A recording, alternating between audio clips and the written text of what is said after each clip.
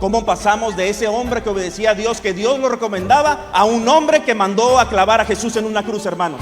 A un hombre que mandó a que le jalaran el cabello, a un hombre que mandó a que le escupieran la cara, a un hombre que mandó a que cachetearan al Hijo de Dios, a Dios mismo, queridos. Nosotros necesitamos comprender, hermanos, qué es la perfección ante los ojos de Dios. La perfección, como tú la ves, como yo la veo, no es la misma como Dios la ve. No es exactamente lo mismo. Dios le llama perfecto a otro tipo de persona. Paralelismo de las líneas, hermanos. Dios le estaba diciendo quién era Job a Satanás. Y le estaba diciendo: ¿ya viste a mi siervo Job, varón perfecto? ¿Qué significa perfecto? Que es recto. ¿Qué significa que es recto? Que es temeroso de Dios. ¿Qué significa que es temeroso de Dios? Que es apartado, queridos, del mal. Entonces, perfecto es apartarse del mal. ¿Cuántos de los que están aquí, hermanos, quisieran ser perfectos ante los ojos de Dios? ¿Cuántos? Querido, apártese del mal.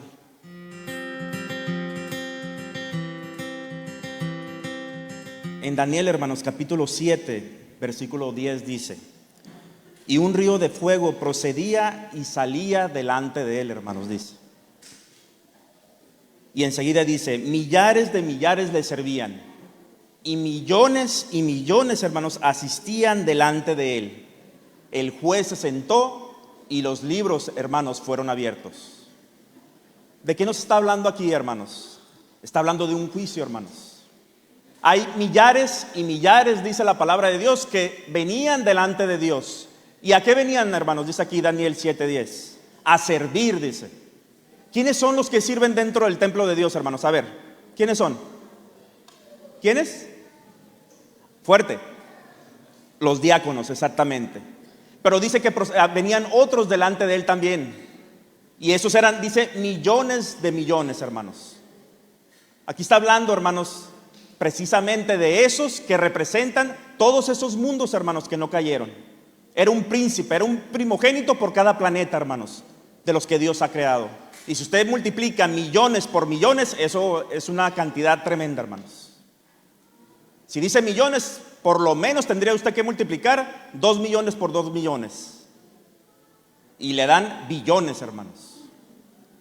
Y eso quiere decir que hay representantes de cada planeta que Dios creó que no cayeron, hermanos, en pecado. Tristemente, el único planeta que cayó en pecado fue el de nosotros. Hemos estado hablando, hermanos, de un propósito. El propósito tuyo y mío es reflejar el carácter de Cristo Jesús para así presentar su palabra a todo aquel que no lo conoce. Pero el propósito, querido, de Dios siempre ha sido regresarte a sus brazos. ¿Cuántos quieren regresar a Cristo Jesús? Muy pronto, hermanos, estaremos con él en el cielo. Y hay algo que sucedió, hermanos. ¿Sabían ustedes que antes Satanás podía entrar al cielo? ¿Sí sabían? Sí lo sabían, ¿verdad? ¿Sí recuerdan que en una ocasión se presentó delante de Dios?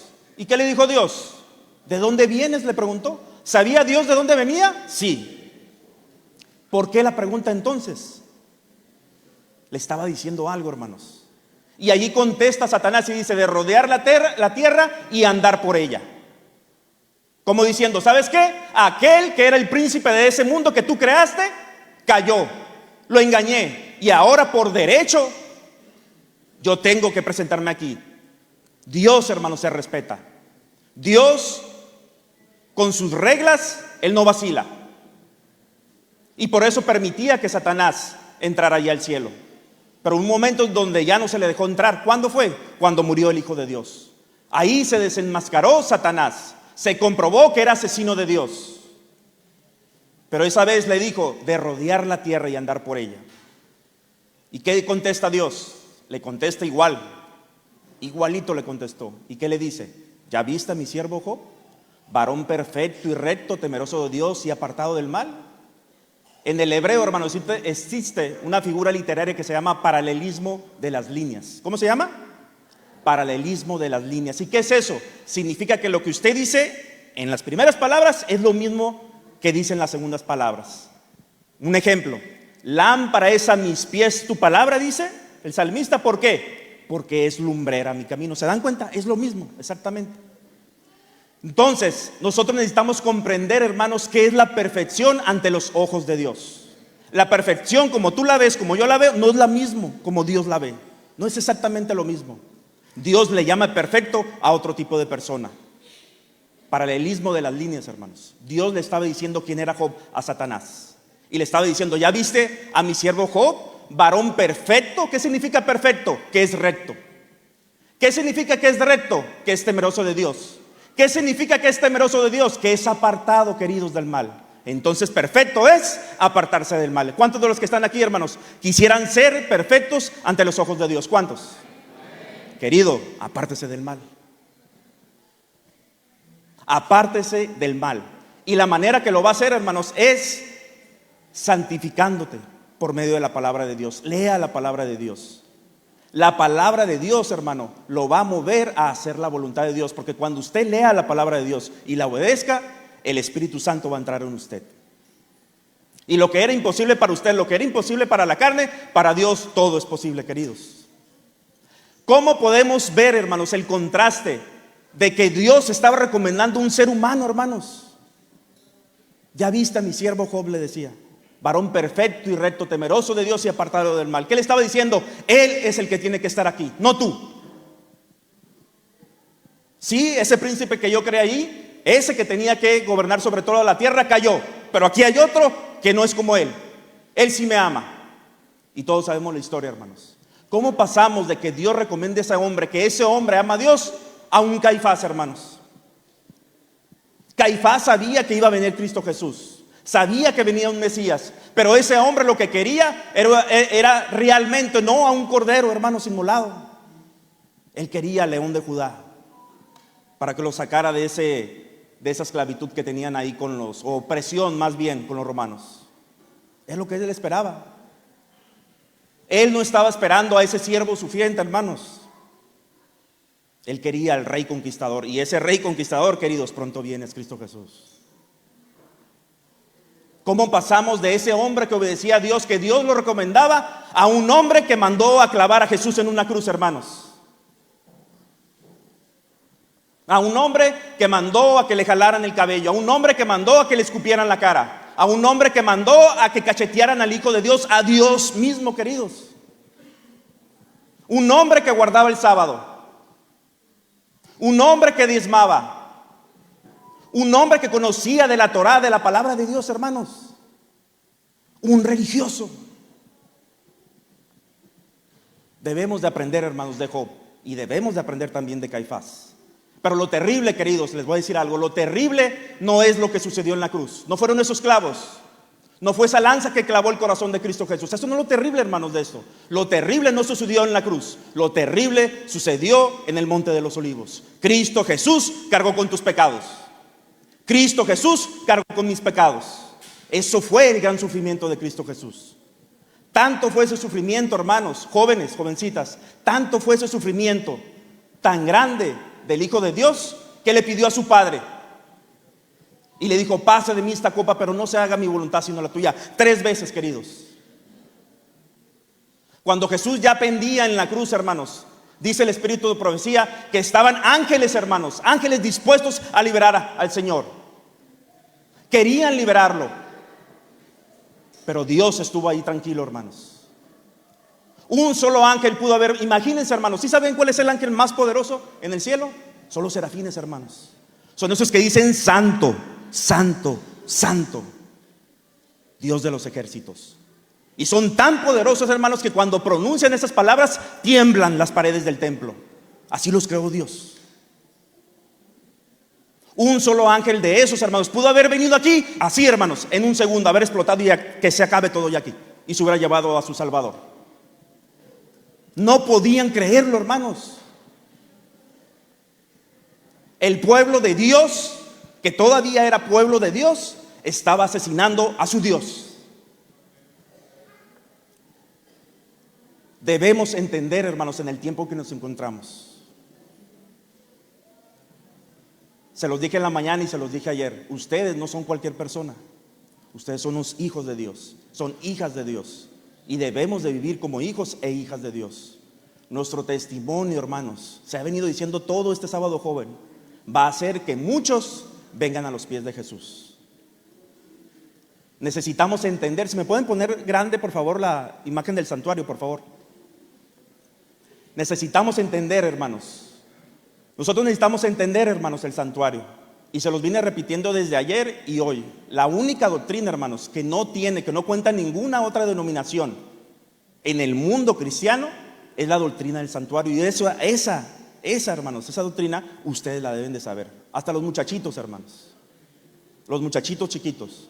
Pero yo predico tanto, hermanos, del santuario, donde quiera que me invitan, que mis hijos ya lo saben, hasta el más chiquito de 13 años lo sabe.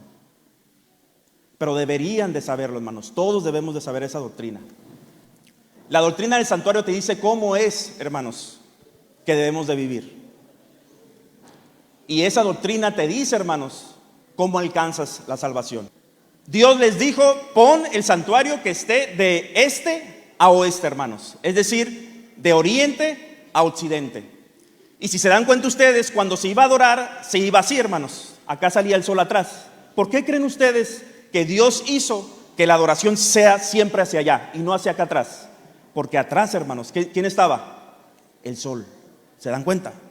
¿Y cuál va a ser el problema en el tiempo del fin? El sol. Específicamente el sol, no, el día del sol, el domingo, ¿sí o no? Ese va a ser, hermanos. Necesitamos entender, hermanos, que nosotros vamos a alcanzar salvación por medio del santuario. Todas las doctrinas, hermanos, las 6 doctrinas de la iglesia adventista, las 28 creencias de la iglesia adventista están allí en el santuario, hermanos. Todas completamente.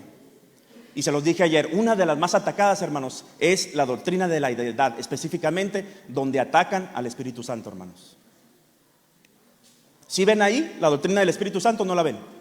En la mesa de los panes, hermanos. ¿Dónde quería subir Satanás a quitarle el trono a Dios? ¿Dónde dijo que se quería sentar? ¿A los lados del qué? Del norte. El norte está allá arriba, hermanos. Cuando estaban apedreando a Esteban, miró hacia arriba. ¿Y a quién miró? ¿En el trono a quién? ¿Al Padre y a quién a un lado?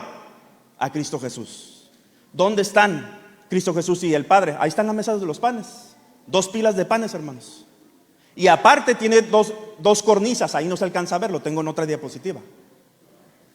2 cornisas, 2 coronas, hermanos. El Padre y el Hijo. ¿Pero por qué no está allá arriba el Espíritu Santo? Porque era necesario que se fuera Jesús.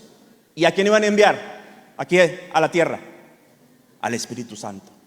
¿Dónde está el Espíritu Santo? En el candelabro. ¿Qué se necesita para que la iglesia avance? Aceite. ¿Qué es el aceite simbólicamente? El Espíritu Santo. ¿Qué más? El fuego. El Espíritu Santo, hermanos. ¿Se dan cuenta? Todas las doctrinas de la iglesia adventista se pueden justificar, hermanos. Aquí miren, con la palabra de Dios. Todas. Y todo el santuario, hermanos, habla de Cristo Jesús. Jesús es la puerta, hermanos. Jesús es el Cordero de Dios que quita el pecado del mundo, que murió ahí en el altar de sacrificios.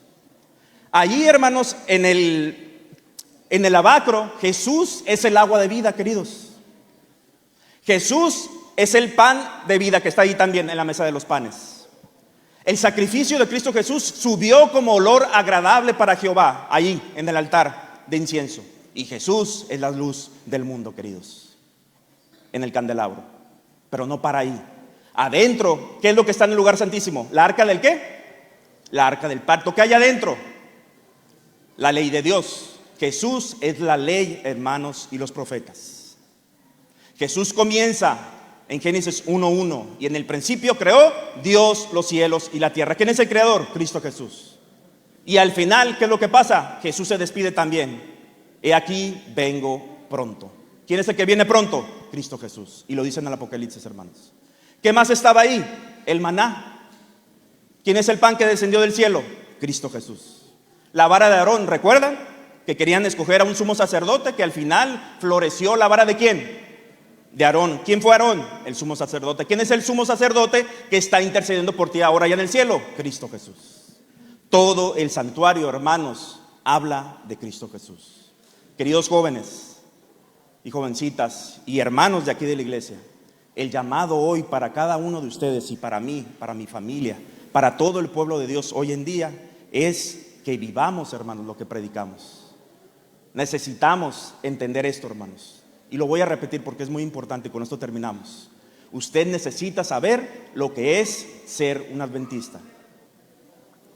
Un adventista es el que tiene la verdad. Y ese adventista que tiene la verdad necesita conocer esa verdad, ¿verdad que sí? Y entonces cuando tú tienes esa verdad y conoces esa verdad, necesitas vivir esa verdad. Y cuando tú tienes esa verdad y conoces esa verdad y vives esa verdad, por consiguiente y lógica, queridos, van a predicar esa verdad, ¿sí o no? Eso es ser un adventista, hermanos. ¿Y qué es ser un cristiano, hermanos? Es exactamente lo mismo, muy parecido. Si tú conoces a Cristo Jesús, tu vida no va a ser igual, porque si tú conoces a Cristo Jesús, tú lo vas a amar. Y si tú amas a Cristo Jesús, tú vas a reflejar su carácter, porque vas a pasar tiempo con Él. Hay una carta de amor, queridos, que Dios escribió para cada uno de nosotros, y aquí está. Esta es la carta de amor. ¿Qué pasaría si un hermano aquí, a usted, hermano, usted está casado, es su esposa?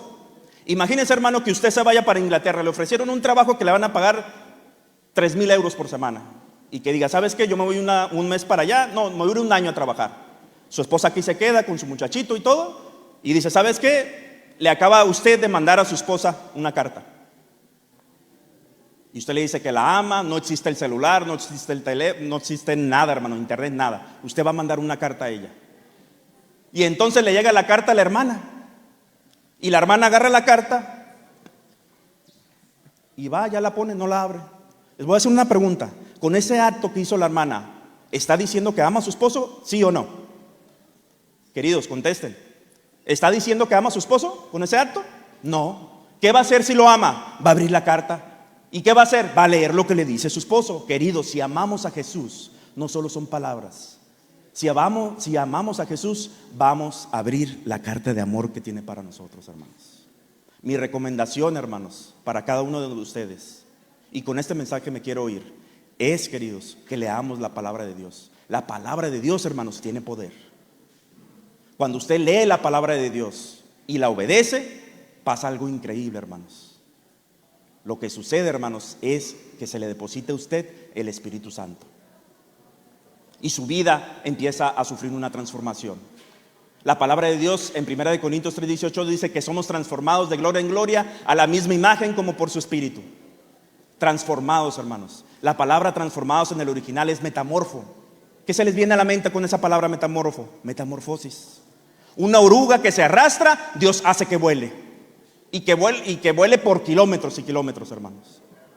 Dios quiere transformarte a ti en una mariposa, pero eso lo va a hacer de gloria en gloria, hermanos, hasta que el día sea perfecto. Los amo, hermanos, en el amor de Cristo. A muchos los acabo de conocer.